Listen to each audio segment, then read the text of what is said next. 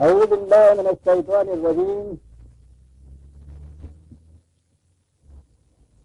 بسم الله الرحمن الرحیم. عزیزان من، آج اکتوبر 1972 کی 22 تاریخ ہے اور درس قرآن کریم کا آغاز سورہ الاعراف کی آیت 180 اور 9 جو ہوتا ہے 79 نہیں 89 چاہتے ہیں. یہ 89 ہرائے کا قصہ ہی بڑا چاہے دیکھتے ہیں. 7/189. سابقہ درس میں یہ حقیقت سامنے آئی تھی کہ قرآن کریم کی بنیادی تعلیم یہ ہے کہ وہ انسانوں کو اشخاص پرستی سے نجات دلا دیتا ہے. شخصیتوں میں صرف ایک ہی شخصیت ایسی ہوتی تھی اب کہنا چاہیے، یعنی نبی کی شخصیت کہ اسے خدا کی طرف سے وحی ملتی تھی اور اس کی وحی دوسرے انسانوں کے لیے سند اور حجت ہوتی تھی دین میں. وحی کا سلسلہ نبی اکرم صلی اللہ علیہ وسلم پر ختم ہو گیا. نبوت ایک وحدی ملکہ تھا. وحدی کے معنی ہے کہ جو انسان اپنے کسب و ہنر اور محنت سے حاصل نہ کر سکے. وہ ایک اختصاص تھا، خدا کی طرف سے وہ وحی ملتی تھی. تو وہ سلسلہ ختم ہو گیا. اس کے بعد اب وحی کسی اور کو نہیں مل سکتی، نہ ہی نبوت کی کوئی قسمیں ہوتی ہیں. نبوت بس نبوت ہوتی تھی. یہ ذلی اور بروزی اور حقیقی اور مجازی، یہ مقام نبوت سے بے خبری کی دلیل ہے. نبی نبی ہوتا ہے یا وہ نبی نہیں ہوتا. کوئی شخص نبی ہوتا تھا یا نبی نہیں ہوتا تھا. یہ بین بین کے شیڈوز کچھ اور اس میں نہیں ہوتے. نبوت ختم ہوئی، وحی کا سلسلہ ختم ہوا، انسان بالغ ہو گیا. اب اسے صرف ہدایات کے نشانات کی ضرورت رہتی ہے. راستہ اس میں آپ طے کرنا ہے. یہ مستقل غیر متبدل نشانات راہ قرآن کریم کے اندر محفوظ کر دیے گئے. اب سند اور حجت ہمارے لیے صرف خدا کی یہ کلام، خدا کا کلام قرآن کریم ہے، کسی شخص کا قول نہیں.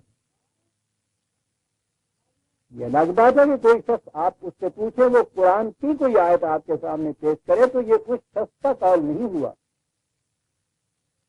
یہ تو وہ خدا کا کلام، خدا کا قول، خدا کی بات آپ تک پہنچا رہا ہے. بس اتنا درجہ ہے. اس کے بعد باقی انسانوں کا نبی اکرم صلی اللہ علیہ وسلم نا حضور کا منصب یعلمہم الکتاب والحکمہ ویزکیہم، یہ منصب نبوت. یعنی حضور کو وحی ملتی تھی، ہاں اس وحی کا پیش کرنا، یتلو علیہم آیاتہ، اور پھر اس کے بعد اس کی تعلیم، کتاب کی حکمت کی اور ان کی سیرتوں کا پاکیزہ کرنا، نشو و نما کرنا. یہ ایک چیز تھی. تو تعلیم کتاب و حکمت جو ہے یہ تو آگے ہے، جسے آپ ٹیچر کہیں گے، استاد کہیں گے، جس سے بھی آپ قرآن کی کوئی بات پوچھیں گے وہ قرآن کی تعلیم آپ کو دے گا. اس کا اپنا قول سند نہیں ہوگا، قرآن کی بات وہ سند اور حجت ہوگی. تو اس سے آپ دیکھتے ہیں کہ شخصیتیں جو ہیں یہ درمیان سے نکل جاتی ہیں. نبی اکرم صلی اللہ علیہ وسلم کے بعد پھر کوئی شخصیت نہیں ہے جس کا اپنا قول کسی دوسرے کے لیے سند اور حجت ہے. کتنی بڑی مساوات انسانیت کی یہ تعلیم ہے جو قرآن کریم نے دی. بہت بڑے بوجھ تھے جو سروں سے اتار دیے، بڑی بڑی بھاری زنجیریں تھیں جو قرآن نے کاٹ کے رکھ دی. حریت انسانی، آزادی فکر، اسی مساوات انسانیہ کے سلسلے میں اب اگلی آیت ہمارے سامنے آتی ہے. ربط ان دونوں آیتوں کا یوں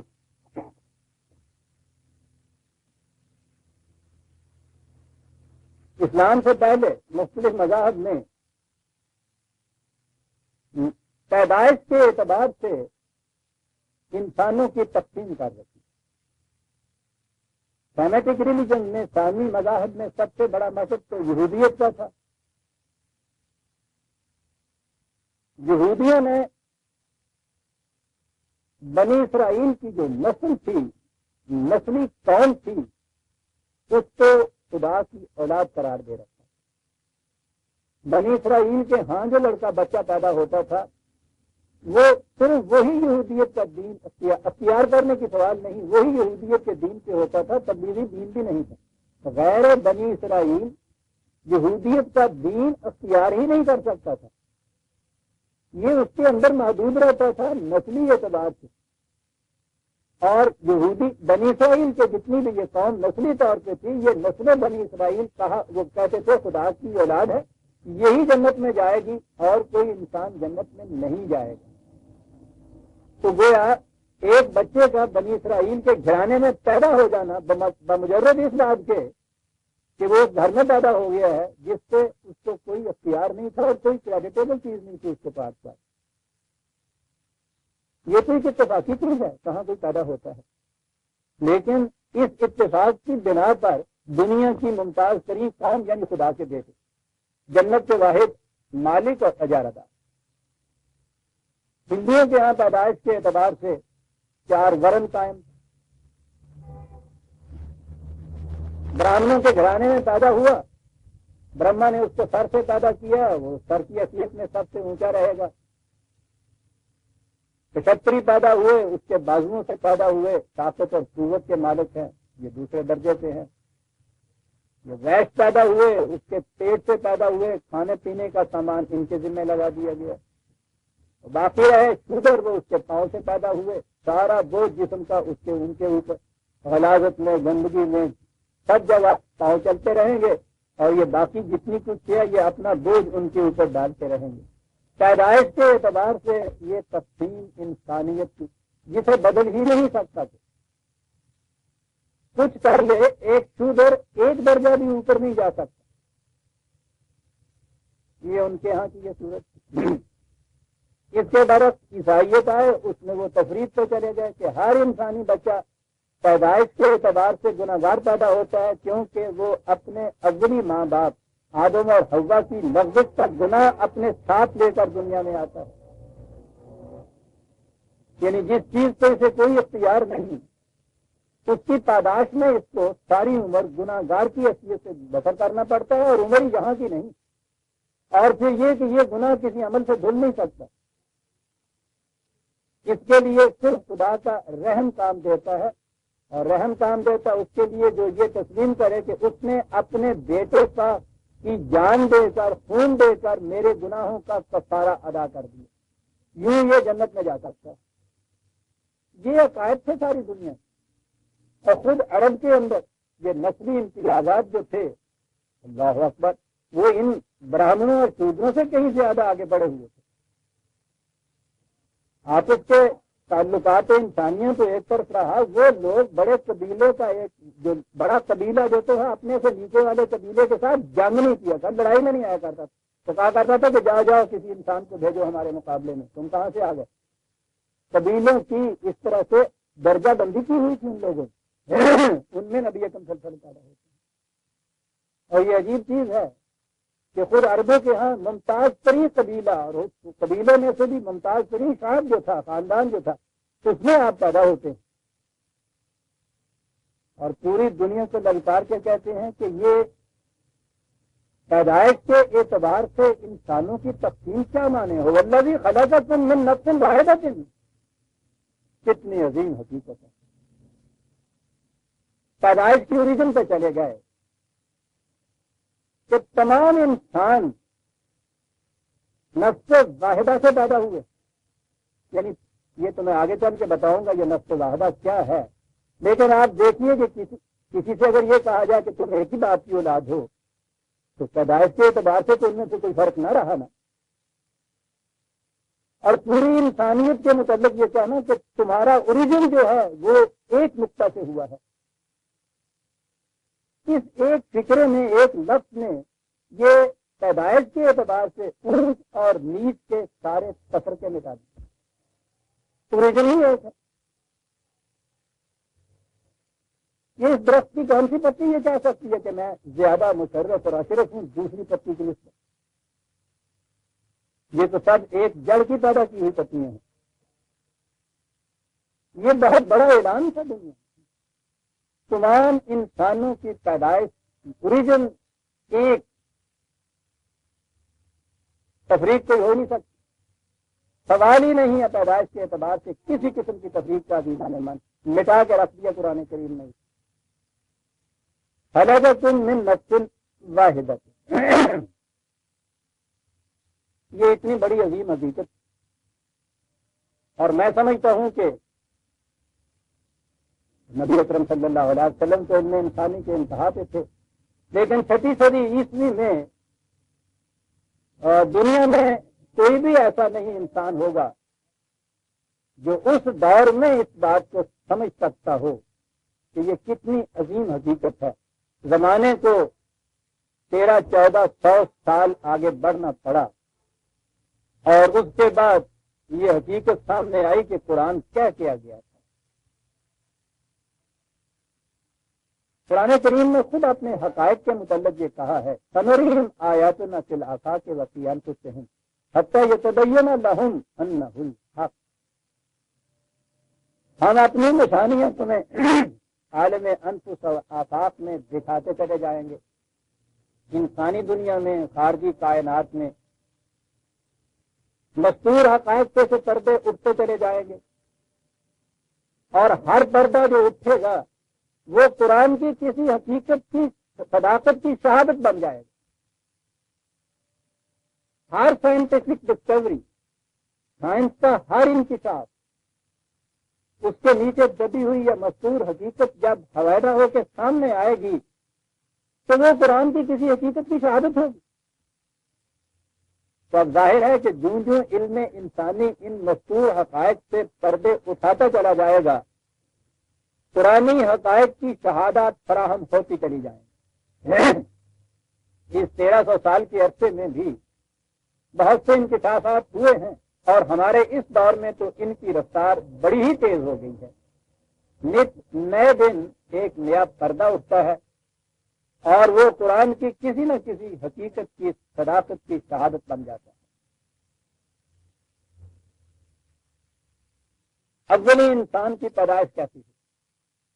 یقیناً جب بھی انسان نے سوچنا شروع کیا ہوگا یہ بات بڑی ہی وجہ پریشانی بنی ہوگی کہ آج تو ہمیں پتہ ہے، ایک بچہ بھی جانتا ہے کہ ایک بچہ کیسے پیدا ہوتا ہے. اس کے لیے یقیناً ایک مرد اور عورت کی ضرورت، نر اور مادہ کی ضرورت ہوتی ہے. لیکن جب یہ سوال ہو کہ پہلا انسان کیسا پیدا ہوا یا یہ پہلا جوڑا کیسے پیدا ہو گیا، ذہن انسانی اس کے متعلق کچھ نہیں کہتا، حل کر ہی نہیں سکتا تھا اس سوال. سلسلے کو آگے بڑھانے کے لیے اس کو ایک اولی جوڑے کی ضرورت، ذہن انسانی کی محدود سمجھ کو ایک اولی جوڑے کی ضرورت لا جان سکتی. وہ حل ہی نہیں کر سکتا تھا اس سوال کو کہ مرغی پہلے تھی یا انڈا پہلے. مرغی پہلے تھی تو کس انڈے سے پیدا ہوئی، انڈا پہلے تھا تو کس مرغی سے پیدا ہوئی. ذہن انسانی اسے اس دور میں حل نہیں کر سکتا. اور یہی ذہن انسانی کی محدودیت یا عجز تھا جس کی وجہ سے اس نے کسی نہ کسی طرح سے پہلے ایک پتلے کو تراشا. تیرا پتہ نہ پائے تو ناچار کیا کریں، ان کو تراشنا پڑا، ایک آدم بنانا پڑا، ایک مٹی کا پتلا تراشنا پڑا، پھر وہ تو ایک ہی بنا، جوڑا نہ بنا. اب یہ جو تصور چلا آ رہا تھا نا شروع سے کہ عورت جو ہے یہ مرد سے نیچے درجے پہ ہوتی، اگر یہ دونوں برابر میں ایک ہی دفعہ بنا بھیجتے تو دونوں کا ایک درجہ ہو جاتا. انہوں نے کہا نہیں ٹھیکہ تو ملا تھا ان کو 2 کے بنانے کا، انہوں نے کہا کہ نہیں پہلے 1 بنائیں گے، ایک جیسے نہ دونوں ہو جائیں۔ 1 بنایا، پھر کہا کہ وہ تنہا تھا، اداس ہو گیا۔ اس کی اداسی کو مٹانے کے لیے جیسے بچے کو ہم کاکا لا دیتے ہیں نا، بلکہ کہیں گڑیا لا دیتے ہیں، پھر وہ بڑے سارے کاکے نو کھڈاؤن لئی پھر اس کے لیے ایک جوڑا بنا، اس کی پسلی کو چیرا، اس میں سے نکالا، یعنی اتوں لے کے نکایا انہوں نے، اس کی پسلی سے تو یہ کہاں سے اور آ سکتا ہے۔ عزیزان ایمان، انسانی فکر کی یہ چیزیں میں بتا رہا ہوں۔ آج ہم ہنس رہے ہیں، شاید اس دور میں ہم ہوتے ہم بھی یہی کچھ کہتے، اس دور میں بھی جو لوگ جن کا ذہن ابھی وہی ہے وہ یہی کچھ کہتے ہیں جو وہ کہہ رہے تھے۔ جوڑا بنا دیا، تو جوڑا بن گیا تو مسئلہ آسان ہو گیا، چل تو چل۔ ذہن انسانی یہیں تک پہنچ سکتا ہے۔ وہ خواہ شیودی اور پاروتی تھی، ہندو وید تھی، یا یہودیت کے افسانوں کی آدم و حوا تھی، اس کے علاوہ کوئی شکل ذہن انسانی میں آ ہی نہیں سکتی۔ بدقسمتی ہماری یہ کہ یہ چیزیں جو وہاں افسانے چلے آ رہے تھے، یہ جو کتاب اللہ کی حامل قوم تھی، اس میں بھی اس کے اندر جب تخلیق انسانی کا ذکر آیا تو کسی نہ کسی طرح سے اس میں بھی اسی جوڑے کو لے آئی اندر تھا، اس کے سوائے ان کے ذہن میں بھی چارہ نہیں نظر آتا تھا، حل کوئی نہیں تھا۔ اور ابھی بات قرآن نے کہا تھا کہ هو الذی خلقکم من نفس واحدہ، اب یہ نفس واحدہ انہوں نے لیا، کہا ٹھیک ہے وہ آدم۔ میں سمجھتا ہوں ہو سکتا ہے کہ پہلے انبیاء کرام میں بھی یہ جو چیز آئی ہو تو نفس واحدہ وہاں آیا ہو، اور ان کے متبعین نے بھی بات جب یہ سمجھ میں نہیں آئی ہوگی تو نفس واحدہ سے ایک بشر واحد انہوں نے پہلے قائم کیا ہو، ایک انسان نفس کے معنی وہ نہ سمجھ سکے۔ بہرحال کچھ بھی تھا یہ اچھا۔ ہمارے ہاں کی تفسیروں میں بھی یہ آ گیا، اس لیے کہ اس زمانے کا ذہن اس سے آگے جا نہیں سکتا۔ ہم جو آج وہ کوٹیشن میں کہتا ہوں فن خواہ بنے پھرتے ہیں، اس لیے کہ ذہن علم انسانی اتنی ترقی کر گیا ہے۔ ہمارے لیے وجہ فخر اتنی سی چیز ہی ہے کہ ہم اس دور میں پیدا ہوئے ہیں جہاں انسانی علم اتنا آگے چلا گیا ہے۔ البتہ انفرادی طور پہ پھر یہ چیز ہے کہ جس نے سوچنا شروع کیا ہے، یہ چیز اس کے لیے جاتی ہے کہ اس نے انسانی علم سے فائدہ اٹھا کے سوچا ہے، ورنہ اگر وہ بھی تقلید کے اوپر رہتا تو اس صورت میں وہ بھی وہی ہوتا جہاں یہ باقی ہیں، وہی آدم، وہی حوا، وہی شیودی، وہی پاروتی۔ آج کی سائنس نے ہمیں یہ چیز بتائی تحقیق کے بعد، ایولیوشن کی تھیوری میں، وہ انسان کی اوریجن کی بات نہیں کرتا، وہ لائف کی اوریجن کی بات کرتا ہے۔ زندگی کی ابتدا ایک جرثوم میں سے، یہ آج کی تحقیق ہے، ثابت شدہ تحقیق جس سے وہ پہنچے ہیں کہ زندگی کی ابتدا ایک جرثوم میں سے، یہ ہے نفس واحدہ قرآن کا، ایک جرثوم میں۔ پھر وہی تحقیق سائنس کی یہ بتا رہی ہے کہ وہ ایک جرثومہ جو تھا وہ جوش نمو سے خود پھٹتا ہے، اب بھی وہ ہیں جرثوم میں، اولی جرثوم جوش نمو سے خود پھٹتا ہے، 2 حصوں میں تقسیم ہو جاتا ہے، سسٹر سیلز ان کو کہا جاتا ہے، خود 2 حصوں میں تقسیم ہو جاتا ہے۔ اور یہ جو 2 حصے ہوتے ہیں کسی ایک شے کے، عربی زبان میں اسے زوج کہا جاتا ہے ایک دوسرے، ہمارے ہاں تو پھر وہ زوج، بلکہ وہ زوج سے بھی زوجہ بنی، وہ تو بیوی ہوتی ہے نا، یعنی مرد اس کا زوج ہوتا ہی نہیں، یہ تو ہوتا ہے حاکم اور داروغہ، یہ کیسے اس کو یہ زوج بنا دیتا؟ یہ اپنے آپ کو زوج نہیں بننے دیتا، زوجہ وہی ہوتی، اور زوجہ پھر برابر کے جوڑے والی بات نہیں ہوتی، برابری کا تو تصور آنے ہی نہ دیتے ہیں۔ تو ہمارے ہاں تو یہ زوجہ ہوتی ہے، یہ عربی زبان میں یہ نہیں بولتے۔ زوج ایک شے کے 2 ایسے حصے کہ ایک دوسرے کے بغیر نامکمل رہ جائے. یہ ایسے حصوں کو کہتے ہیں، وہ یوں ہی دو حصوں کو نہیں کہتے. ایسے دو حصے کہ ان میں سے اگر ایک نہ ہو تو دوسرا بیکار ہو جائے. جیسے دو پہیوں والی گاڑی کے دو پہیے جو ہیں وہ زوج ہوتے ہیں ایک دوسرے کہ ایک پہیا اگر ذرا چھوٹا ہو جائے، ذرا گاڑی چلا کے دیکھیے ہوتا کیا. آپ کے بھی ذہن سڑک پہ چلے گئے ہوں گے. سڑک پہ کیوں جا رہے ہیں؟ گھروں کے اندر جائیے نا. چھوٹے پہیے اور بڑے پہیے کی گاڑیاں ہیں نا، پھر وہ جیسے چل رہی ہیں پتہ ہے نا آپ کو. برابر ہونا ضروری ہے اور ان کی حیثیت ایک دوسرے کی ایک ہو کہ اگر ان میں سے ایک نہیں ہے تو دوسرا بیکار ہوتا. وہ نفس واحدہ جو تھا وہ جوش نمو سے خود ہی ٹوٹ کر دو حصوں میں تقسیم ہو جاتا ہے. ان میں کا ہر حصہ ایک دوسرے کی زوج ہوتا ہے. ایک ان میں سے اگر نہ حصہ ہو تو دوسرا بیکار ہوتا ہے. زندگی کا سلسلہ تولید کا آگے چلتا ہی نہیں.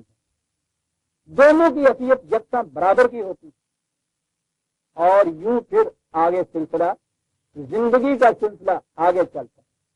جوڑے ہی کی ضرورت تھی نا، مرد اور عورت کی شکل میں نہیں، دو جرسوموں کی شکل میں، سیل جس کو کہتے ہیں لائف سیل، ان کی شکل میں.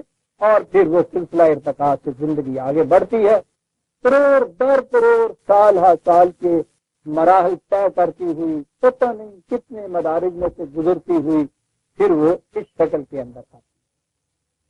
12 یہ اس دور کی بہت بڑی تحقیق ہے اور اس دور میں آ کے بات سمجھ میں آتی ہے کہ یہ نفس واحدہ کیا تھا جو قرآن نے کہا. من نفس واحدۃ وجعل منها زوجها، کیا الفاظ ہیں.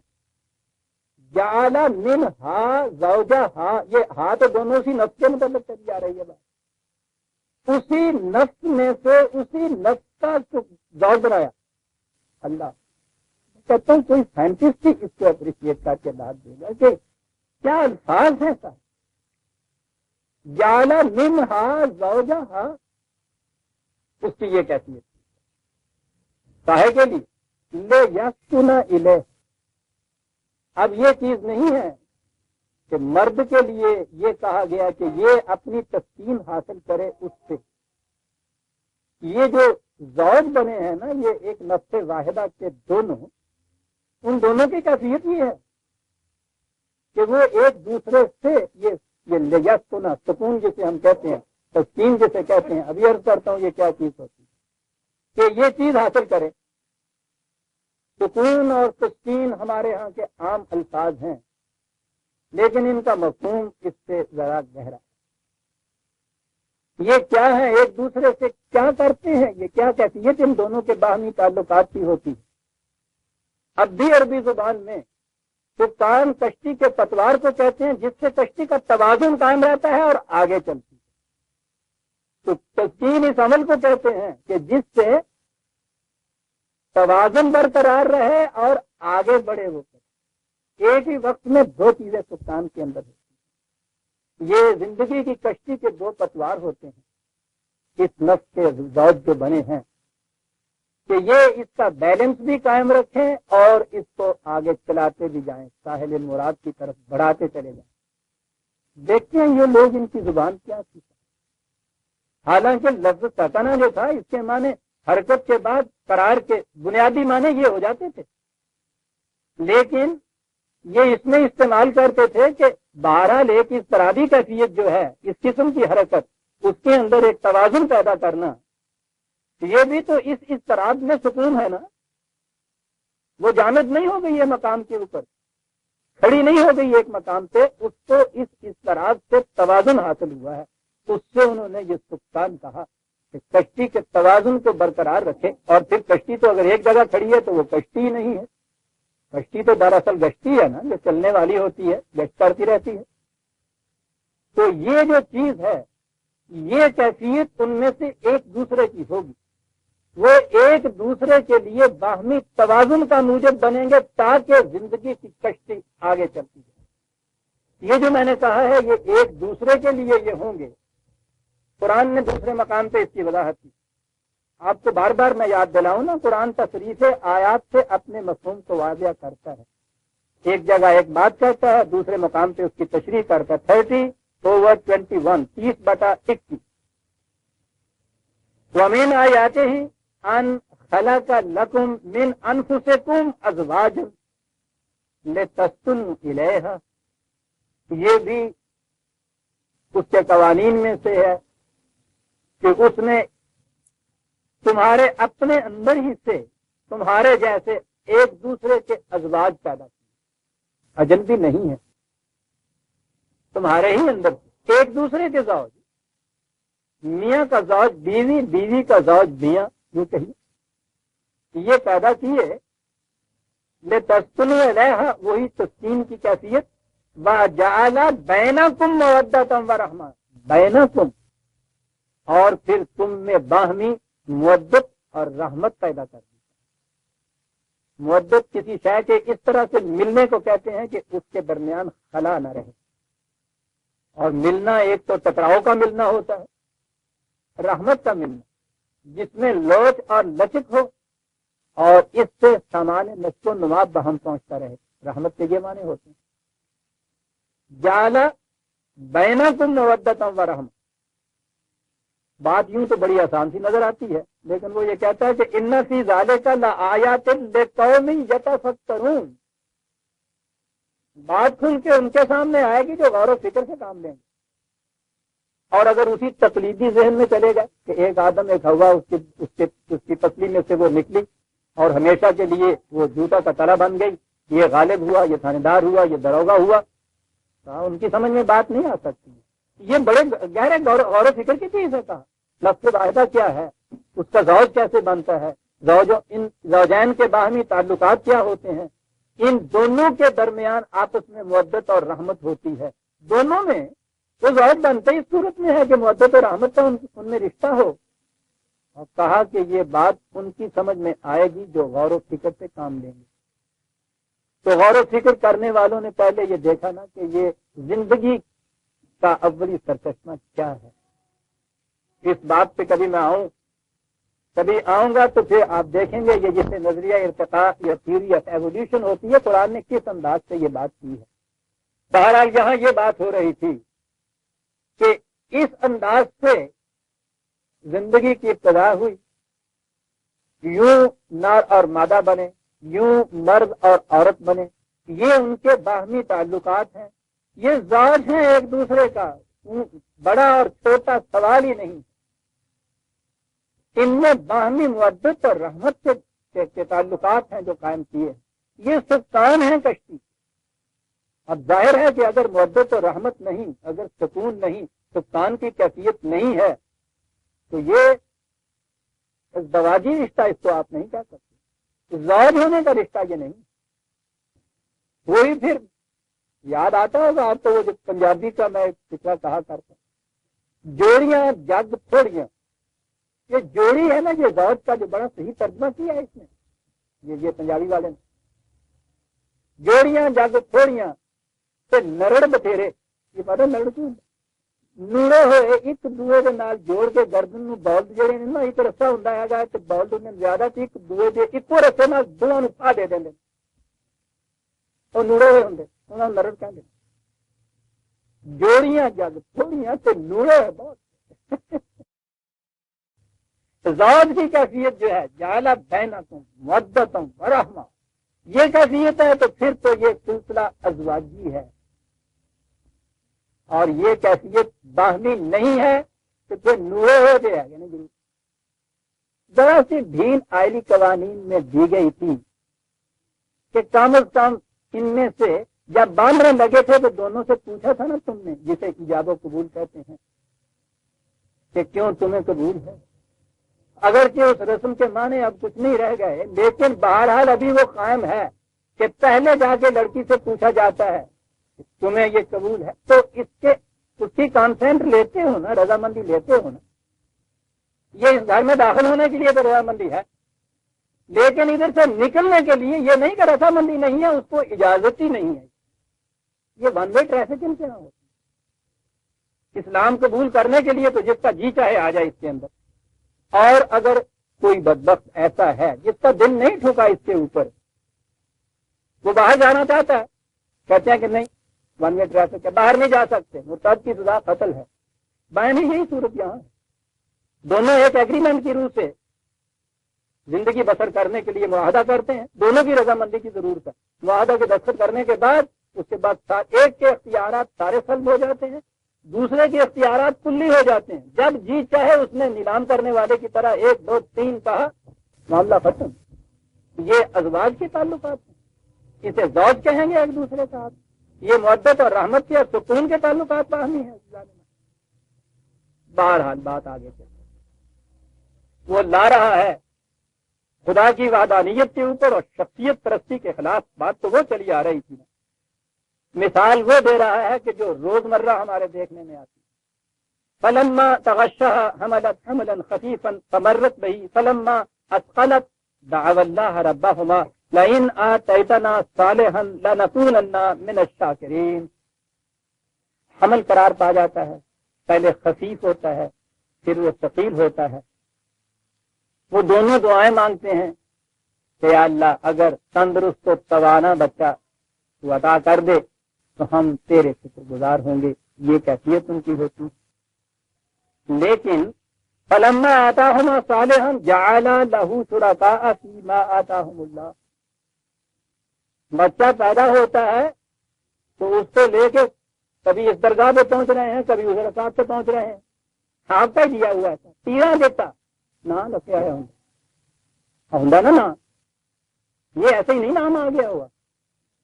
یہ چیز روزمرہ کے دیکھنے کی، اور چیزوں میں بھی دعا کرانے کے لیے یہ جاتے ہیں، لیکن یہ پتہ نہیں وہ جو قرآن کہتا ہے کہ ابلیس نے اس کے کان میں ایسا افسوس پھونکا کہ تو حیات جاوید اولاد کے ذریعے سے حاصل کر سکتا۔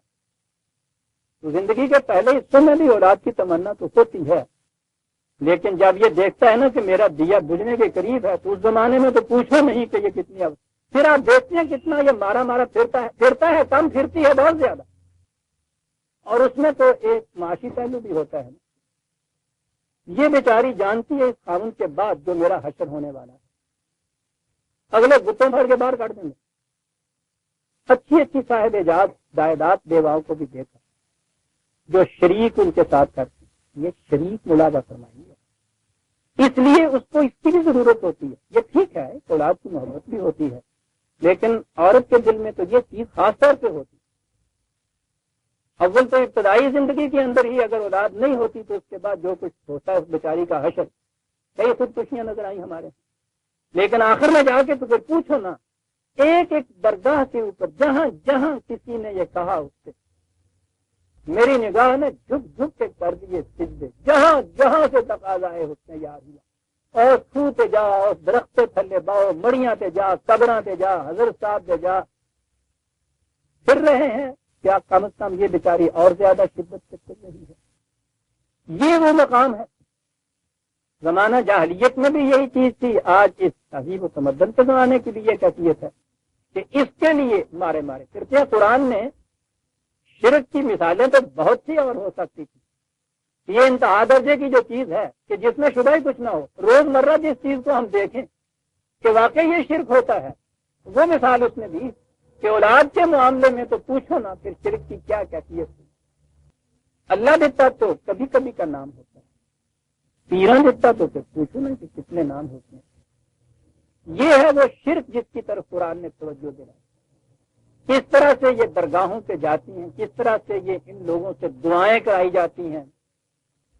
یوں ہی یہ آیت میرے سامنے آئی، بہت پرانی بات ایک یاد آ گئی، یعنی میں نے کہا کہ اس کے لیے کسی خاص واقعے کے پیش کرنے کی ضرورت نہیں، لیکن وہ تھا بڑا دلچسپ، میرے بھی ذہن میں چپک گیا تھا۔ لاہور سے ایک رسالہ نکلا کرتا تھا، شاید اب بھی نکلتا ہو، انوار الصوفیہ، صوفیہ حضرات کا وہ ترجمان ہوتا تھا۔ سن 41 کی بات ہے۔ اس میں اولیاء کرام کی کرامات کے سلسلے میں ایک بزرگ کی کرامت ہے، وہ ایسی تھی کہ طلوع اسلام کے فائل میں وہ محفوظ ہو گئی۔ میں سمجھتا ہوں کہ انہی الفاظ میں آپ کے سامنے پیش کروں۔ بات تو 30 32 31 سال کی ہے، لیکن آپ دیکھیے گا کہ اس مسئلے میں یہ شرک کہاں تک پہنچتا ہے۔ یہ میرے سامنے ہے نور اسلام کا 41 کا فن، انوار الصوفیہ مارچ 41 کا وہ پرچہ تھا۔ وہ کوئی سرمست بزرگ تھے، شاہ سید قلندر، شاہ سیدہ بھی اسے کہتے تھے، شاہ سید قلندر بھی کہتے تھے، ان کا کوئی تھا۔ لکھا ہے، میں وہی الفاظ دوہرا دیتا ہوں، بہت سی کرامتیں ان قلندر صاحب کی ہیں، مگر ایک چھوٹی سی کرامت درج کی جاتی، نمونے والی کی سرجن میں چھوٹی سی کرامت۔ ایک دن ایک عورت شاہ ولی کی خدمت میں حاضر ہو کر کہنے لگی کہ جناب میرے ہاں کوئی بال بچہ نہیں، دعا فرمائیے کہ خدا تعالیٰ مجھ کو لڑکا عطا فرمائے۔ آپ نے نظر باطن سے دیکھ کر فرمایا کہ تیری قسمت میں کوئی بچہ لکھا ہوا نہیں۔ وہ بہت دلگیر ہوئی اور پھر عرض کی، مگر پھر بھی وہی جواب ملا۔ آخر وہ عورت مایوس ہو کر واپس چلی۔ جب وہ چوک کنک منڈی میں پہنچی تو ایک ولی اللہ نور شاہ گدیلا نامی، جن کا مزار اب بھی اس جگہ بازار کی دکانوں میں موجود ہے، اس عورت کو ملے۔ اس نے ان کی خدمت میں حصول اولاد کے لیے التجا دعا کی۔ نور شاہ نے کہا، خاطر جمع رکھ، خدا تجھ کو لڑکا دے۔ بس وہ اپنے گھر چلی گئی اور خدا نے اسے پورے دنوں کا لڑکا عطا فرمایا۔ وہ عورت حیران تھی کہ شاہ سید کی بات کبھی خطا نہیں کی، ان کا کہا پورا ہو جاتا ہے، اور میری بابت آپ نے کہا تھا کہ تمہاری قسمت میں کوئی اولاد نہیں ہے، تو پھر یہ لڑکا میرے ہاں کیسے پیدا کیا؟ بس وہ عورت لڑکے کو لے کر شاہ صاحب کی خدمت میں حاضر ہوئی اور ان سے کہا کہ آپ تو کہتے تھے تمہاری قسمت میں کوئی اولاد نہیں، دیکھو خدا نے مجھ کو یہ لڑکا عطا فرمایا۔ آپ نے پھر نگاہ لوح محفوظ کی طرف کی اور دیکھا تو وہاں کچھ بھی نہ لکھا ہوا پایا۔ اس عورت سے کہا کہ تیری قسمت میں تو لوح محفوظ کا لکھا ہوا کہیں نظر نہیں آتا، یہ لڑکا تمہیں کیسے ملا؟ عورت نے جواب دیا کہ جس روز میں آپ کے پاس اس مطلب کے لیے آئی تھی اور مایوس ہو کر واپس چلی گئی اور سیدھی نور شاہ کے ہاں پہنچی تو ان سے اولاد کے لیے عرض کیا تو انہوں نے کہا کہ جاؤ خدا تم کو لڑکا دے گا۔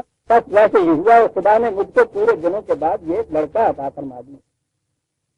شاہ سید نے جب نور شاہ کی طرف نگاہ کی تو ان کی زبان پر یہ لکھا ہوا پایا، یعنی لوح محفوظ میں تو نہیں، ان کی زبان پر لکھا ہوا تھا۔ تب شاہ سید نے کہا کہ بے شک دوست ہے، اگر نور شاہ نہ کہتا تو کبھی لڑکا پیدا نہ ہوتا، کیونکہ خدا نے نور شاہ کی زبان پر لکھا ہوا تھا، لوح محفوظ تو نہیں۔ تو ثابت ہوا کہ فقیروں کی زبان بھی لوح محفوظ ہوتی۔ دو نہیں تو اٹھے دینا جڑا اتنے لکھنا بھول گیا اور ایسے لکھ دیتا، یہ لوح محفوظ۔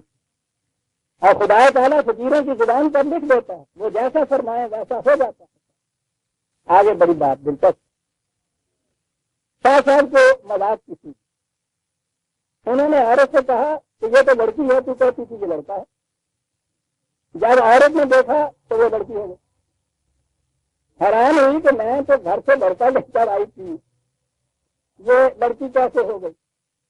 بس وہ عورت لڑکی کو لے کر نور شاہ کی خدمت میں پہنچی اور ان سے سب حال سنایا کہ آپ کی دعا سے خدا نے مجھ کو لڑکا عطا فرمایا۔ شاہ صاحب پہلے تو کہتے تھے تمہاری قسمت میں اولاد ہی نہیں ہے، اور میں ان کو دکھلانے گئی تھی کہ آپ تو کہتے تھے تمہاری قسمت میں اولاد ہی نہیں ہے، اور نور شاہ کے کہنے پر مجھ کو خدا نے لڑکا عطا فرمایا۔ تو آپ نے یہ سن کر کہا کہ یہ لڑکا نہیں لڑکی ہے، تو ان کے کہنے سے یہ لڑکی ہو گئی۔ اس پر نور شاہ صاحب مسکرائے اور کہا کہ نہیں مائی، لڑکی نہیں لڑکا ہے، غور سے دیکھ۔ جب عورت نے دیکھا تو لڑکا نظر آیا۔ پھر شاہ صاحب کے پاس گئی اور کہا کہ دیکھو شاہ صاحب یہ لڑکا ہے، لڑکی نہیں۔ اس پر شاہ صاحب نے کہا کہ عورت تم غلطی کرتی ہو، یہ تو لڑکی ہے، لڑکا کہاں ہے؟ جب پھر عورت نے دیکھا تو لڑکی ہو گئی۔ بس اسی وقت پھر نور شاہ صاحب کی خدمت میں پہنچی اور کہا کہ جناب یہ تو کوئی لڑکی ہو گئی ہے۔ جس پر نور شاہ صاحب نے کہا کہ یہ تو پاگل ہے، تو پاگل ہے، دیکھ یہ تو لڑکا ہے۔ ان کے کہنے پر پھر جب عورت نے دیکھا تو لڑکا ہی پایا۔ تب عورت نے کہا کہ میں کیا کروں، جب آپ کے پاس آتی ہوں تو لڑکا ہو جاتا ہے، جب شاہ صاحب کے پاس جاتی ہوں تو لڑکی ہو جاتی ہے۔ اس پر نور شاہ صاحب نے کہا کہ اب شاہ صاحب کے پاس نہ جانا، پھر اپنے گھر کو چلے جانا، پھر وہ لڑکا ہی رہے گا۔ کے بعد کہا کہ اے عزیز دیکھا کہ خدا کے بندے ایک نظر میں کچھ کا کچھ کر کے دکھا دیتے ہیں. یہ انوار الصوفیہ عجیب و غریب وہ کہتے ہیں ان کی چھوٹی سی یہ کرامت ہے جو دکھائی ہے انہوں نے. یہ ہے عزیزان من آپ کے ہاں کے یہ لوگ جن کو خدا کا شریک بنا خاص طور پر اولاد کے مسئلے میں. اور اس قسم کی کہانیاں تو آپ روز سنیں گے پھر ان لوگوں سے. خدا کی لوح محفوظ میں نہیں. کلندر شاہ بھی سچا اس نے وہاں نگاہ ڈالی. اس کے بعد دیکھا کہ یہ تو نور شاہ کی زبان سے لکھا ہوا. وہ کہتے ہیں اگر نور شاہ نہ کہتا تو پھر نہیں ہو سکتی تھی. پھر یہ ہوا اور پھر کلندر شاہ اور نور شاہ میں آپس میں چل بے ڈورے آبد آگے. یہ لڑکا ہو لڑکی یہاں ہے آپ کی امت عزیزان مان. اس قرآن کی وارث فتعال اللہ ہو اما یشرکون تو لگ تعال اللہ ہو اما یشرکون. بہت بلند اور اونچا ہے جو یہ اس کے ساتھ شرک ہے. اور دلیل ہے ایشرکون ما لا یخلق شیئا وهم یخلقون. کہا کہ ان کو خدا کا شریک بناتے ہو کہ جو کسی چیز کو پیدا نہیں کر سکتے. یوں کا ان سے کیا ہو کہ صاحب یہاں کچھ نہیں رکھا ہوا مکھی پیدا کر دیجیے. وہ تو لڑکا پیدا کر دیے سر ان کے کہنے کے مطابق. کبھی نہیں ہو سکتا جیسا نہیں. کہا کہ جو کبھی کچھ پیدا نہیں کر سکتے اور وہ ہم یخلقون وہ تو خود پیدا شدہ ہے. وہ کیا پیدا کریں. کیا بات ہے. کوئی پیر یا پیر زیادہ آسمان سے نہیں اترا ہوا ہوتا. مخلوق ہوتا ہے جو خود مخلوق ہے جو اپنی پیدائش سے قادر نہیں تھا تو دوسروں کی پیدائش کا اختیار کس طرح سے رکھ دے گا. کیا دلیل. ولا یستطیعون لهم نصرا ولا انفسهم ینصرون. پیدا کرنا تو ایک طرف رہا. وہ تو قانون خداوندی کی سزا کسی کی کچھ مدد بھی نہیں کر سکتے. اپنی مدد نہیں کر سکتے. یہ میں پچھلی دفعہ میں نے عرض کر دیا کہ کس طرح ان کی کیفیت یہ ہوتی. اپنے مرید جو بیمار آتے ہیں ان کو تو دم کرتے ہیں تعویذ دیتے ہیں اور وہی مرض اپنے میں ہوتا ہے تو اس کے بعد ڈاکٹر آتے ہیں اور ان سے ٹیکے لگوائے جاتے ہیں. خود اپنی مدد بھی نہیں کر سکتے. اس کے جواب میں میرے ہاں تو اکثر آتے ہیں تو صاحب آپ کیا کہتے ہیں. وہ دیکھو نا صاحب ہم گئے تھے اور وہاں انہوں نے یہ کہا اور یہ کیفیت جو ہے یہ پیدا ہوئی.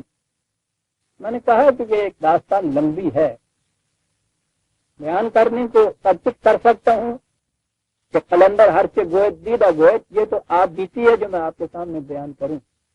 جاتا بھی رہا ہوتا رہا اور پھر وہ منزل بھی آئی کہ جو کہتا رہا وہ بھی ہوتا رہا. معاذم ہوں زبان بالکل توتی ہوئی آگی ہے. وہ تو بڑیاں چیزیں چیزیں بڑی ہوں بھول گئی. قرآن کے قوصر میں دھو دیے نقص دھو دیتا ہے. اس لیے مجھے پتا ہے یہ کیسے ہوتا ہے. اس کی پہلی یاد رکھیے بنیاد ہے یہ محاورے یہ چیزیں بڑے تجربے کے بعد انہوں نے تپ کدے ہے ہم بس. تو اس لیے یہ ذہن میں آتی ہے جہاں مقام ایسا آتا ہے نا اس سے بہتر الفاظ نہیں مجھے ملتی. وہ جو ایک چیز وہ کہتے ہیں کہ پیر مندے نو کھانا عقیدت لے کے اس کی جاؤ اس کے وہاں پھر تو وہ سب کچھ اس میں نظر آتا ہے. اس کی عقیدت آپ دے کر نہ اگر جائے تو بالکل بندے کا پتر شاید نہیں ہوں گا. میری بیٹیاں ہنسی ہیں مندرے پتر جڑے دعویٰ کر دیں گے کسی قانون نہ ملا دیتا. یہ پہلی بنیاد ہے عزیزان من خود لے کے جائیے. بڑے سے بڑے صاحب کرامت جو آپ کو نظر آئے نا دل میں ان کی عقیدت اور اعتقاد لے کے نہ جائیے. کہیے کہ یہ عام انسان ہے ہمارے جیسے انسان. کوئی فاقل فطرت ان کے پاس قوت نہیں ہے. اس کے بعد اگر کوئی چیز آپ کے اثر کی ہوگی نا پہلی چیز یہ سن رکھیے یہ کچھ چوٹ کے کام آئیں گے آگے. ان کی آنکھ سے آنکھ نہ ملائیے. اس میں ہوتا یہ ہے یہ جو ہپنوٹزم ہے نا ہپنوٹزم سے ابھی کچھ کہہ نہیں سکتے. یہ لوگ لگے ہوئے ہیں اس کے اوپر تحقیق کرنے کے لیے کہ یہ کیا ہوتا ہے. کچھ قوتیں اندر سے بیدار ہوتی ہیں اور یہ عجیب بات ہے کہ ان کا عقل جو ہے آنکھوں کے ذریعے سے پڑتا ہے. پھر وہی بات جاتی بیچ میں آ گئی. یہاں اندر ایک تصویر لگتی ہوئی ہے سامنے ہی دروازے کے ہے. ان کی آنکھوں کو دیکھیے گا یہ بھی جتنے اگر صاحب ہوتے ہیں آپ عام طور پہ دیکھیں گے نا آنکھیں کی ہوئی ہوتی ہیں.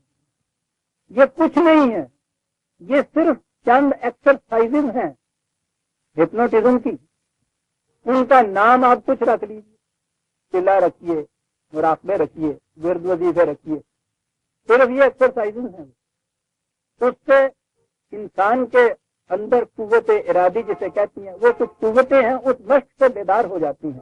جیسے جسمانی قوتیں ورزش کرنے سے بیدار ہو جاتی ہیں, تقویت پکڑ جاتی ہیں, اسی طرح سے انسان کے اندر قوت ارادی کی کچھ چیزیں ہوتی ہیں, وہ اس قسم کی ایکسرسائز سے تقویت پکڑ جاتی ہیں. اظہار ان کا کچھ عجیب چیز ہے, آنکھوں سے ہوتا ہے.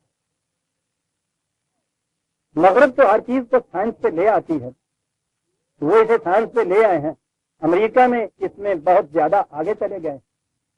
ان کے ہاں ہسپتالوں کے اندر ان آنکھوں کی اس کوشش کے ذریعے سے, اس قوت کے ذریعے سے, ہپنوٹزم کے ذریعے سے بڑے بڑے کام کر رہے ہیں. مریضوں کو بہت سے علاج ہوتے ہیں, آپریشن کرتے ہیں بغیر اینستھیٹک کے. کتنی بڑی قوت. یہاں ان کے ہاں تو یہ شاہی نہیں ہے عزیزان مان, انہوں نے اتنا کچھ نہیں کیا ہوتا, وہ سائنٹیفک بیسس پہ کیا ہوا ہوتا ہے. مجھے اس کا بھی علم, میں نے وہ بھی کیا. یہ فن ہے, اس کو روحانیت سے کوئی تعلق نہیں. روحانیت ایک ہی ہے جو نبی اکرم صلی اللہ علیہ وسلم کی نبوت کے بعد کہی کہ انک لعلی خلق عظیم, تو انسانی کیریکٹر کی بلندیوں کے اوپر بس سیرت اور کیریکٹر ہے روحانیت. عزیزان ایک انسان کا دوسرے انسان سے معاملہ کیسا ہے, جتنا اس میں اونچا ہوتا چلا جائے گا اتنے ہی اس سے مدارج بلند ہوں گے. روحانیت کا تعلق نبی اکرم صلی اللہ علیہ وسلم کے متعلق کہیں روحانیت کا ذکر قرآن میں نہیں ہے. یہ سارا تصور بعد میں ہم نے مستعار لیا ہے دوسری قوموں سے, اسی شخصیت پرستی کو پھر درمیان میں لانے کے لیے. آپ دیکھتے ہیں کہ جنہیں ہم کہتے ہیں صاحب روحانیت, ان کی گرفت کس طرح ہمارے دلوں پہ, دماغوں پہ ہوتی ہے. عجیب بات ہے, علمی اعتبار سے کتنا بڑا اسکالر کیوں نہ ہو, آپ اس کی اپریشیٹ کرتے ہیں, آپ کے دل پہ اس کی گرفت نہیں ہوتی, خوف نہیں ہوتا. اور یہ روحانیت والے جو ہیں وہ بالکل جسے یہ مجذوب کہتے ہیں, پورا پاگل زمین پہ لٹھا ہوا نجس میں کیوں نہ ہو, اعتقاد لے کے اگر کوئی شخص جاتا ہے تو دل پہ اس کی گرفت ہوتی ہے. اس سے بڑی غلامی اور اس سے بڑی محکومی کی زنجیریں اور کیا ہو سکتی ہیں کہ انسان کا دل و دماغ جکڑا ہوا ہو دوسروں کی غلامی کے اندر. ملوکیت کی غلامی میں تو جسم جکڑا جاتا ہے, صرف اسی استبداد کا تعلق قلب و دماغ سے نہیں ہوتا, بلکہ وہاں تو جتنا زیادہ جسم کو وہ استبداد کی زنجیروں میں جکڑتے ہیں, بغاوت کی روح اتنی شدت سے بلند ہوتی ہے انسان کے اندر. وہ یہ ہیں مقامات استبداد کے کہ جہاں دل و دماغ جکڑا جاتا ہے. شیخ کے خلاف دل کی گہرائیوں میں بھی ان کے خلاف کوئی تصور نہیں آنا چاہیے. آتا ہے تو گڑگڑا اٹھتا ہے, چیختا ہے, روتا ہے, تباہ ہو گیا, اگر صاحب معاف کر دیجیے. سارے اعتقادات کی باتیں ابھی جانے میں. پیر مانتے ہیں کھانا, مننا چھڑ دو کھانا چھڑ دے گا, جسے کھانے نہ ملے گا آپ بندہ بن جائے گا. عزیزان من, یہ اس قسم کے ان کے اندر قوتوں کا اعتقاد رکھنا شرک ہے, بہت بڑا شرک ہے. اور وہ جو قرآن لایا تھا پیغام مساوات انسانیہ کا, یہ اس کی نقیض ہے, اس کی تردید ہے, اس کا اقرار ہے. کسی انسان کو نبی اکرم صلی اللہ علیہ وسلم کے بعد نبوت کا سلسلہ ختم ہوا, کوئی انسان فوق البشر نہیں ہے, کسی سے کوئی فوق الفطرت چیز جو ہے روحانیت جیسے آپ کہتے ہیں کبھی یہ نہیں ہو سکتا. مدارج جو ہیں قرآن نے کہا ہے لکل درجات مما عملوا, انسان کے کام جو ہیں ان کی روح سے اس کا درجہ جو ہے بلند ہوتا ہے معاشرے میں.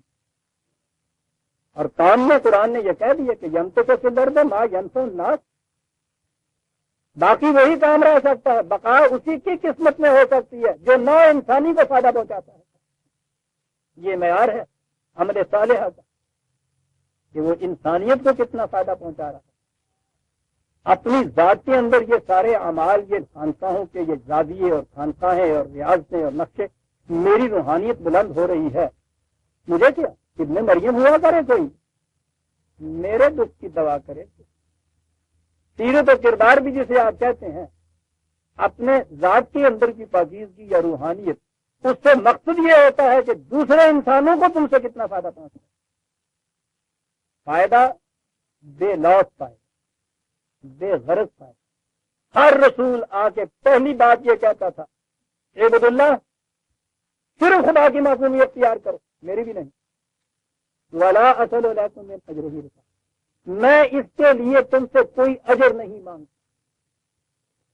بڑی بنیادی شرط، ہر رسول آ کے یہ کہتا تھا، کوئی اجر نہیں مانگتا۔ لہذا نو انسانی کے منفعت کی چیز بغیر کسی قسم کے فائدہ اجر، اجر تو ایک طرف رہا، یہ تو وہ لوگ ہیں جو یہ جس کی کوئی مدد کرتے ہیں، فائدہ پہنچاتے ہیں، کہتے ہیں لا نرید منکم جزاء ولا شکورا، ہم تم سے کس کا بدلہ یا صلہ لینا تو ایک طرف، ہم تو شکریہ کے بھی متمنی نہیں ہیں۔ وہ دوسرے کے لیے کرتا نہیں ہے، اس کی ذات کا جو سیرت ہے، اس کی سیرت کی جھلکیاں باہر آتی ہیں جو دوسرے کے لیے منفعت وقت ہوتی چلی جاتی ہیں۔ یہ ہے عزیزان من، عبد اللہ عبودیت خدا کی کسی اور کی محکومی ہے، بلا اجر اس قسم کے کام جو نو انسانی کو منفعت بخشتے ہیں۔ یہ خلق عظیم ہے جس سے نبی اکرم صلی اللہ علیہ وسلم سرفراز تھے، انہی کے ابتدا میں اس قصہ حسنہ کو سامنے رکھتے ہوئے جو ان معیاروں کے اوپر پورا اترتا ہے، وہی مومن ہے، وہی اطاعت رسول کر رہا ہے، وہی اسوہ حسنہ کا تو اپنے سامنے رکھ رہا ہے۔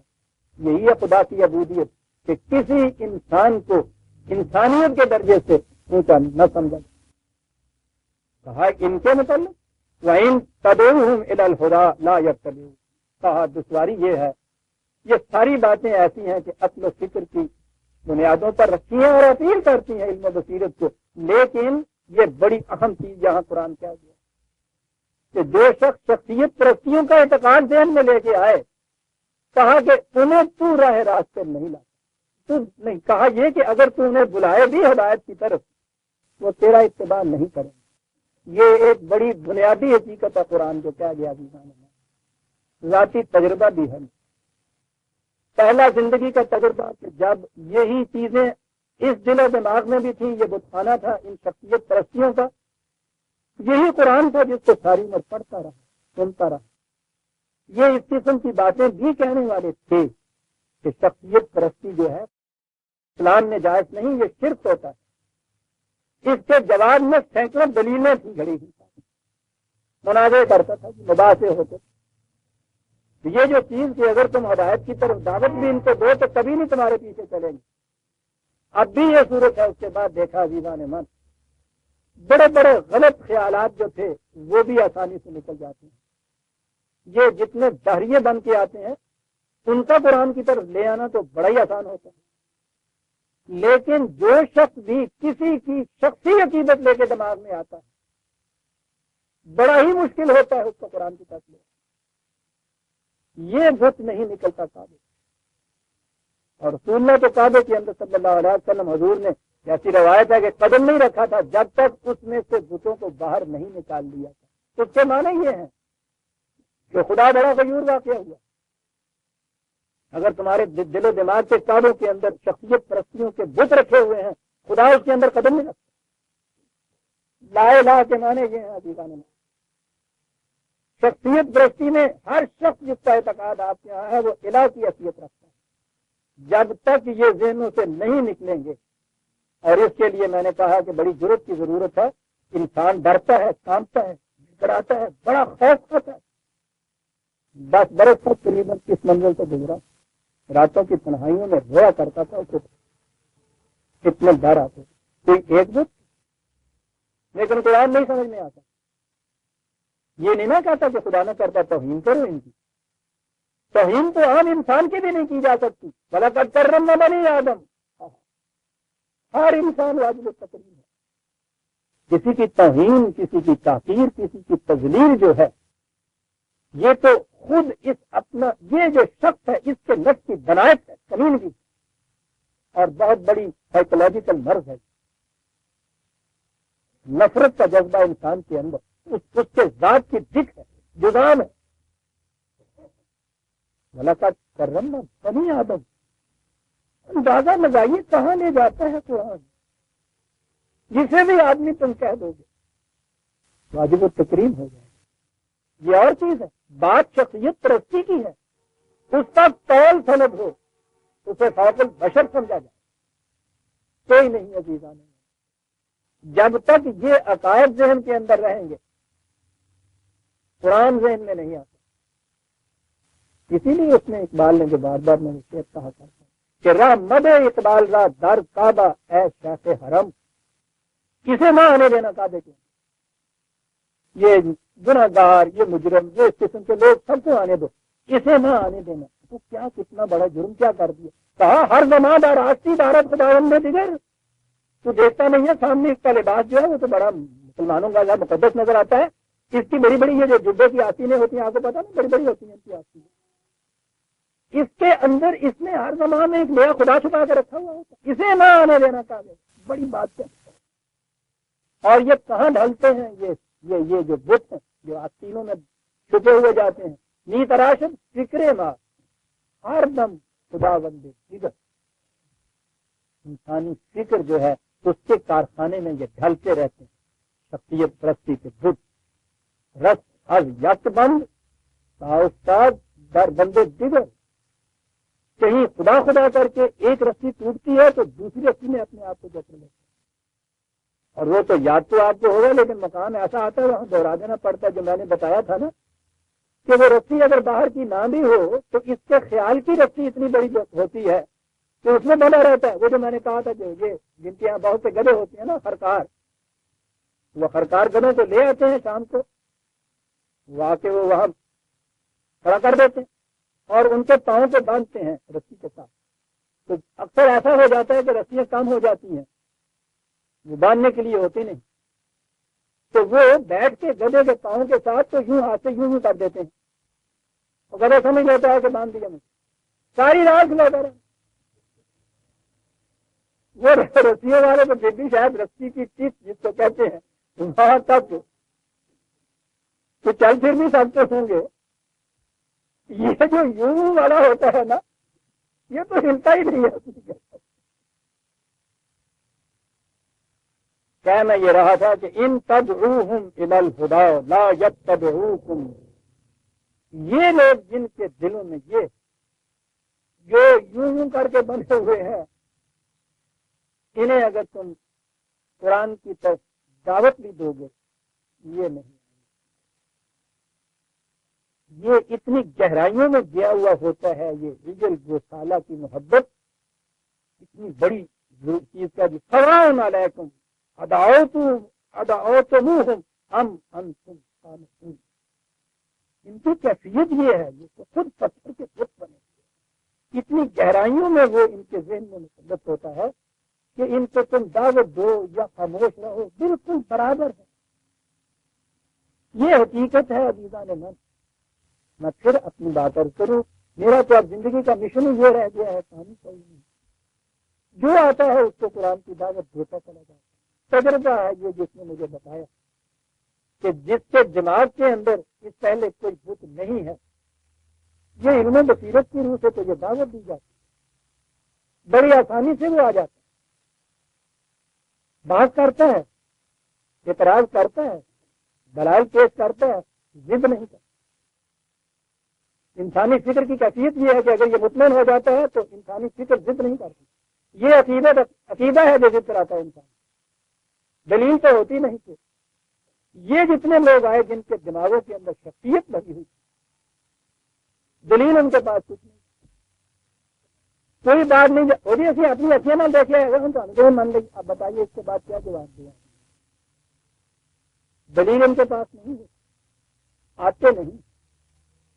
مشکل ہے، میں یہ نہیں کہہ رہا کہ آپ کو نہیں، بہت مشکل ہے. خشک ریت پہ چلنے والا تو خوب کھلوتا ہے جنا ورگوں میں. اور آگے بات آئی جس کے لیے یہ ساری تمہید تھی. عزیزان من غور سے سنیے. ان الذین تدعون من دون اللہ، یہ جنہیں تم خدا کو چھوڑ کے خدا کے علاوہ بلاتے ہو، پکارتے ہو، ان کے ہاں مرادیں مانگنے جاتے ہو، ان کو خدا کا شریک ٹھہراتے ہو. عزیزان من غور سے سنیے گا. عباد امثالکم، تمہارے ہی جیسے بندے ہیں. یہ ہے جو اس سے ایمان لے آئے. بڑی عظیم ہے آیت یہ قرآن کی. عزیزان ایمان ان ساری چیزوں کی جڑ کو کاٹ کے رکھتے تھے. جسے بھی تم خدا کے علاوہ پکارتے ہو، جس میں بھی اس قسم کی قوتوں کا عقیدہ رکھتے ہو، یاد رکھو عباد امثالکم، تمہارے ہی جیسے وہ خدا کے بندے. بات صاف ہو جاتی ہے کہ اس کے لیے انسان ہونے کی جہت سے تکریم اور تعظیم، وہ تو میں نے کہا نا، معاف رکھنا میں ذلت کے ویسے نہیں کہتا، معاشرے میں کہتے ہیں نا کہ ایک بھنگی کی اور پوچھ کے بھی ہے. میرے نزدیک تو یہ دو لفظ کہہ کے بھی اس کو الگ کرنا انسانوں سے بہت بڑی انسانیت کی بارگاہ میں گستاخی ہے. یہ تو ڈویژن آف لیبر ہے، یہ تو تقسیم کار ہے. اس سے اس کی انسانیت میں کوئی فرق نہیں ہے. ایک بھنگی جسے آپ کہتے ہیں وہ بھی اسی قدر واجب و تکریم ہے. معاف رکھیے جسے جیسے یہ کہ آپ سید تو کہتے ہیں، کچھ فرق نہیں قرآن کی روح. عباد امثالکم فادعوہم فلیستجیبوا لکم ان کنتم صادقین. دو ہی ہوتے ہیں سامنے جو ہے. میں نے ابھی کہا کہ ان کو عباد امثالکم مانو، پھر ان کے پاس جاؤ مراد لے کے، پھر دیکھو کرتے ہیں پوری. واہ واہ واہ. مرنے کے بعد جو ان کی کیفیت ہے وہ تو ہمارے سامنے ہے. وہ جواب ہی نہیں دیتے. کچھ کہا یہ ہے کہ عباد امثالکم، دیکھیے یہاں یہ آیا ہے فادعوہم، اس کے معنی ہوتے ہیں جو پیچھے بات کہی گئی ہے نا، فالوئنگ دیٹ، اس کو مانتے ہوئے پھر ان کو بلاؤ. قرآن ہے عزیزان، جس دن عزیزان من انہیں کہ جو اتنی بڑی شخصیت ہوتی میرے سے ان کے اندر، جس دن اس آیہ کریمہ کے مطابق عباد امثالکم ان کو مانا ہے، پھر ان کی کوئی قوت ان کے اندر نہیں باقی.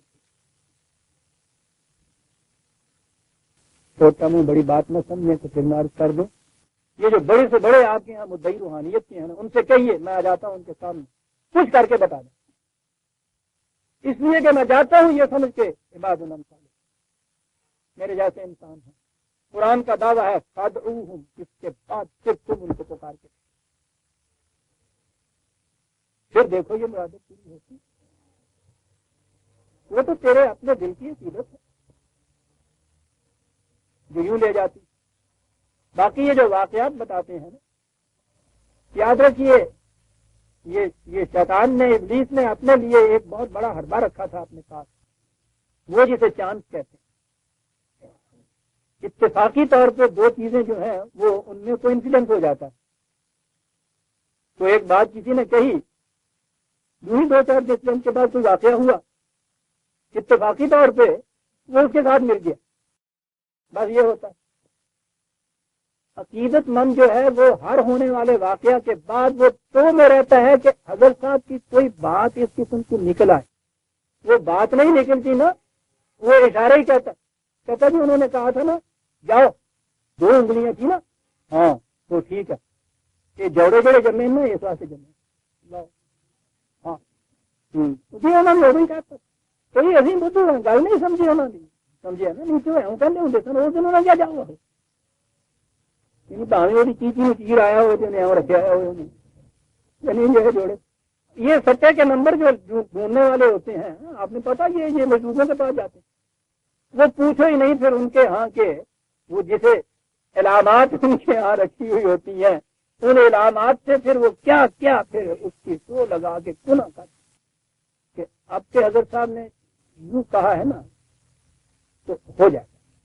نہیں کیا تو ہم نے مکھی ہٹاؤ نہیں کی بات نہیں.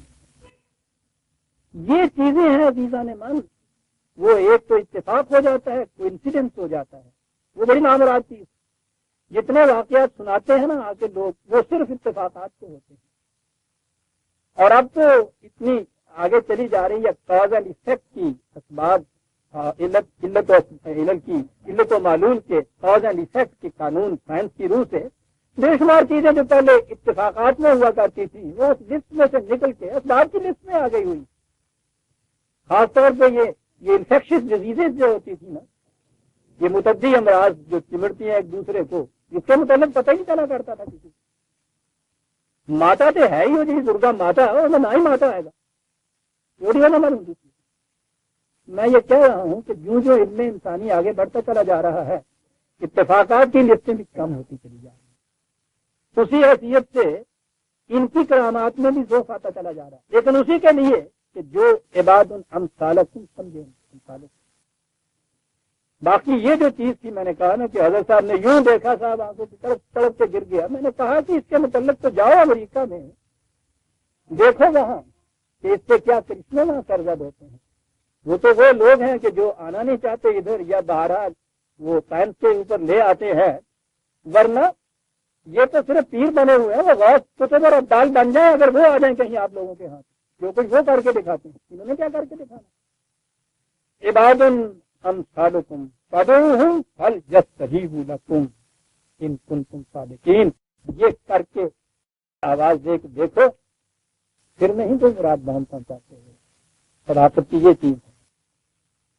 یہ قرآن کریم نے یہ کہا ان لوگوں کو جو انسانوں کو یہ کچھ مانتے تھے۔ اس دور جہالت کے اندر تو بت پرستی عام، بت پرست ممالک میں انڈیا میں مثلا ہمارے ساتھ ہی آج بھی ابھی کم نہیں ہے۔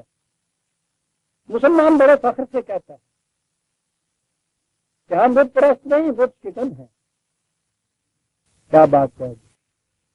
برہم میں بغزنوی گفت کرام تم بگی، غزنوی ہے نا سومناتھ کے بت توڑنے والا، آپ کے یہاں بڑا بت شکن۔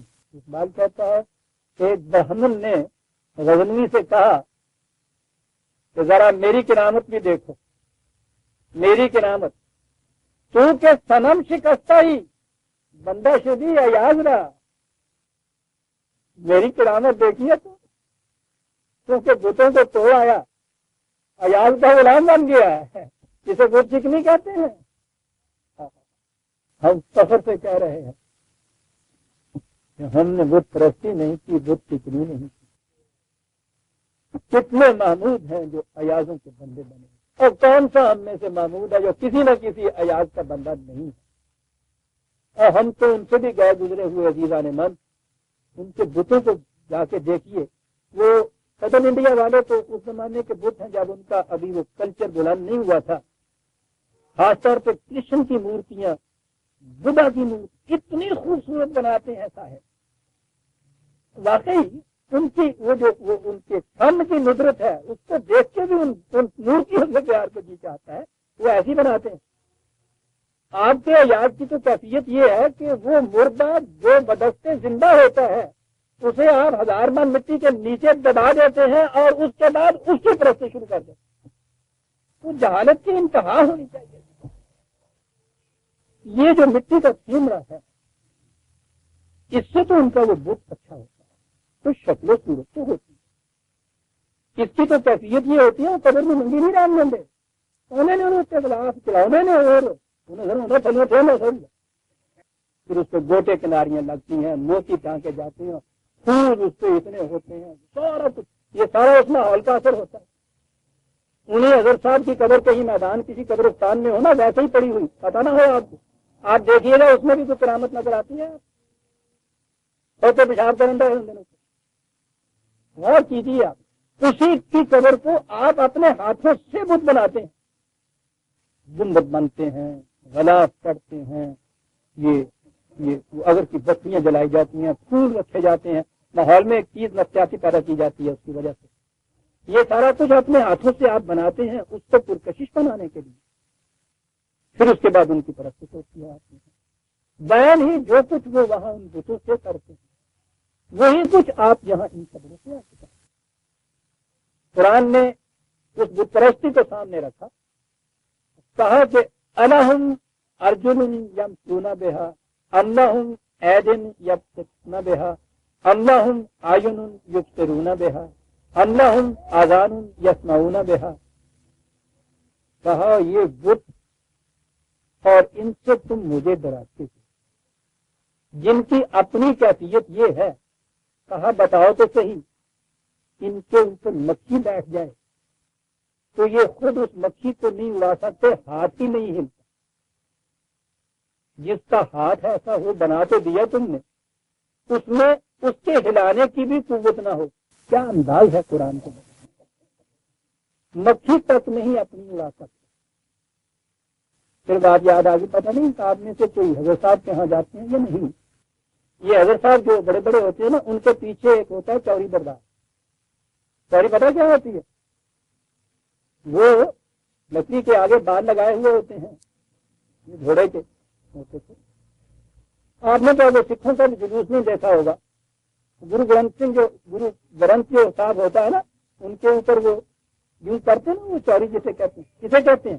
چوری، یوں کرتے ہیں۔ یہ بڑے بڑے پیر صاحب کے سراہنے بھی ایک کھڑا ہوتا ہے چوری لیے ہوئے، تو پیر صاحب یہ مکھیاں ڈھونڈے ہیں۔ میرے ایک دوست تھے بڑے مزاحیہ تھے، وہ گئے ایک جگہ، ان کو بھیجا انہوں نے کہ پیر صاحب کے یہاں جائیے۔ وہ گئے آئے، انہوں نے کہا کہ کیوں دیکھا؟ کہنے لگے کہا دیکھا تو ہے، لیکن ہمیں تو اللہ میاں کو بڑا افسوس آیا۔ اللہ میاں کو بڑا افسوس آیا، کیا ہوا؟ کہنے لگا میں نے وہاں سوچا کہ اللہ میاں نے گدے کو تو دم اپنی دے دی کہ وہ مکھی بیٹھے تو یوں کر کے اڑا دے، ادھر بیٹھے تو یوں کر کے اڑا دے، اس کو وہ بھی نہیں دی، اس کے لیے بھی وہ ایک آدمی کا محتاج تھا، دم اس کے ہاتھ میں تھی، وہ ہلاتا تھا۔ قرآن کہہ رہا ہے، اور یہ جیتے جاگتے بالکل بت بنے ہوئے ہوتے ہیں، اور ان کی روحانیت کا راز اس میں ہوتا ہے، بالکل نہ ہلے نہ جلے، بالکل بت نظر آئے۔ اور یہ منزل بڑی صبر شکن ہوتی ہے، آپ کو معلوم نہیں ہے، آپ ان منزلوں سے گزرے نہیں۔ حضرت صاحب کی خوبی یہ ہوتی ہے کہ وہ آنکھیں بھی یوں رکھے، ہلے جلے بھی نہیں، بات بھی نہ کرے، بڑی کم کرے تو ایسی جو مطلب سمجھ میں نہ آئے۔ وہ جو باہر بیٹھا ہوا ہوتا ہے نا، وہ سب کچھ سمجھائے گا، اور اس کے بعد اس دور میں جتنا وقت بیٹھا ہو کھائے پیے بھی کچھ نہیں۔ ان کے حضور جو نذرانے آتی ہیں بہترین قسم کی، اس میں مٹھائیاں پھل ڈھیر لگے ہوئے ہوتے ہیں، بھوک بھی لگی ہوئی ہوتی ہے، لیکن تقاضا ہوتا ہے اس پیری کا جو بنا ہوا ہوتا ہے کہ بالکل نہ کھائے۔ آپ سوچو کہ 3-4 گھنٹے یوں بیٹھنا پڑے کسی کو، اور وہاں صاحب لنگڑا اور یہ سنگڑی کا آم رکھا ہوا سامنے، اور یہ صبر آزما میں سمجھتا ہوں محلے ہیں جن سے ان کو روحانیت بڑھتی ہے، اندر ہمیں گالیاں دیتا ہے، اور وہ تھوڑی دیر کے بعد یہ تو کم مل آتا ہے، یوں لے جانا ہوتا ہے، لے جاتا یہ مان دو بیٹھی۔ قرآن کہتا ہے بتاؤ ہے ان کا ہاتھ جس سے مکھی ہوا؟ کہا ہے ان کے پاؤں، یہ اٹھ کے چلے جائے، بیٹھے ہیں پاؤں جوڑ کے۔ ہے ان کی آنکھیں جس سے یہ خود سن لیں، ہے ان کے کان جس سے یہ آنکھیں جس سے یہ خود دیکھ لیں، ہے ان کے کان کے جس سے خود سن لیں۔ باتیں وہ کہی ہیں کہ جو ان کی نگاہ میں ادنا سے ادنا انسان جو ہے عزیزان مان، اسے تو یہ حاصل ہوتی ہیں، یہ جو اتنا بڑا خدا بنا رکھا ہے وہ کہتے ہیں اسے تو وہ بھی حاصل نہیں جو تم میں سے شودر کو حاصل ہے۔ کیا دلیل ہے؟ یہ ہے دلائل جو قرآن دیتا ہے۔ ہاں یہ ان کی اپنی کیفیت ہے، ان کی بے بسی کی، اور تم مجھے ان سے ڈراتے ہو کہ ڈرو ان کے غضب سے، پتہ نہیں کیا کر دیں گے۔ کہا قُلُوبُ شُرَكَاءَكُمْ ثُمَّ كِيدُونِ فَلَا تُنظِرُونَ۔ کہا کہ اس میں کون سی بات توقف کی، جتنے تمہارے یہ ہیں معبودان نے باطل رکھے ہوئے ہیں، تمام کو بلا لو، دعوت دے، اور ان سب سے کہو کہ میرے خلاف جو کرنا چاہتے ہیں کریں، اور مجھے کچھ مہلت بھی نہ دے، اسی وقت کریں، اور دیکھو کہ کیا کر سکتے ہیں میرا۔ کون یہ بات کہہ سکتا ہے عزیزان مان اس پہلے سے؟ وہ کہہ سکتا ہے جو پہلے یہ مانے کہ عباد الامثال ہوتے ہیں، ہمارے جیسے انسان جو ڈرا رہے، وہ جو عباد الامثال کن کہنے والا ہے عزیزان مان، اس کے دل سے خوف نکل جاتا ہے، اور جو خوف نکل جائے تو بس سمجھ لیجئے کہ توحید کا کاشانہ دل بن جاتا ہے۔ ہاں کہ رمز مصطفیٰ فہمیدہ است، شرک را در خوف مضمر دیدہ۔ جو ہی خوف آپ کے دل میں کسی کا پیدا ہوا، سمجھ لیجئے کہ شرک ہو، خوف ان کا نکل جاتا ہے۔ عباد امثالکم ان کو جب سمجھ لیا جائے، پھر آدمی چیلنج دیتا ہے کہ جاؤ بلا لو جتنے بڑے بڑے تمہارے یہاں کے یہ پیر بنے کرتے ہیں، لاؤ ان کو بلا دو۔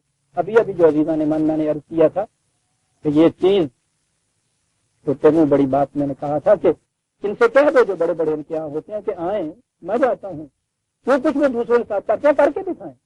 ہو ہی نہیں سکتا عزیزان ایمان کچھ، اپنے دل سے ان کی عقیدت نکال دیجیے، عباد الامثالکم بنا لیجیے، کچھ خوف نہیں، پھر آپ کہہ دیجیے کہ طلبوا شرکاءکم ثم کیدونی فلا تنظرون، مہلت بھی نہ دو، سارے مل کے تمہارے یہ جتنے بھی معبودان باطل ہیں مل کے جو جی چاہتا کرنا چاہتے ہیں میرے خلاف کر کے دیکھیں، کچھ نہیں کر سکیں گے۔ کیوں نہیں کر سکیں گے؟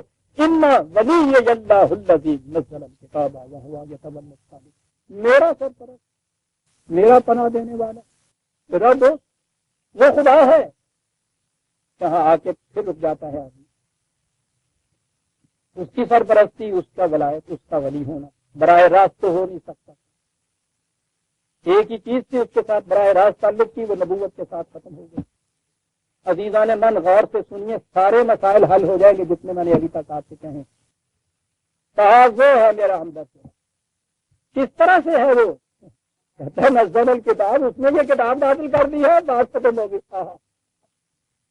یہاں سے ولی اللہ، یہ ولی اللہ یہاں سے ہے جو چیز حاصل ہے، اس کی روح سے خدا انسان کا سازگار بنتا ہے، سرپرست بنتا ہے، پشتیبان بنتا ہے۔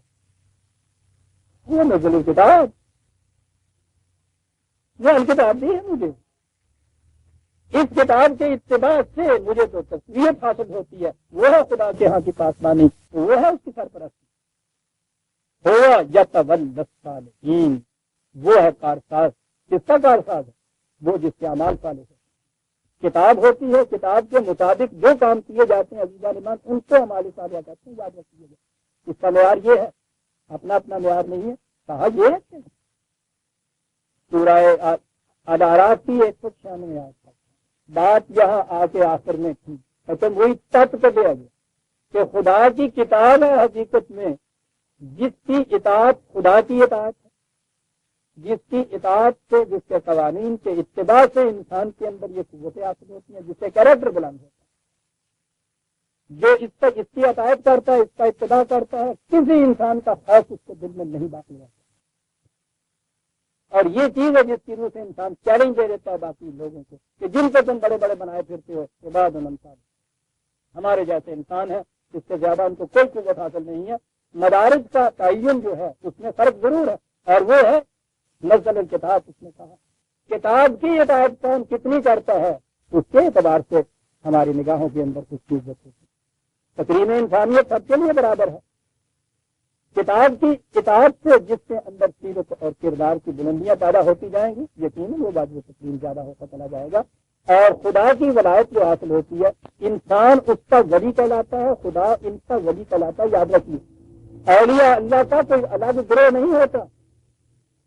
میں دوسرے مقام پہ آؤں گا جب یہ کوئی درس میں آ گئی بات ولی اللہ کسے کہتے ہیں، آپ دیکھیں گے قرآن کریم ہر مومن کو ولی اللہ کہتا ہے، یہ اولیاء اللہ کا کوئی الگ گروہ نہیں ہوتا۔ ہوا یتولی الصالحین تو یہی کہہ دیا ہے، صالحین کا کارساز ہوتا ہے۔ 196 تک ہم آ گئے، 197 سے ہم آگے لیں گے۔ ربنا تقبل منا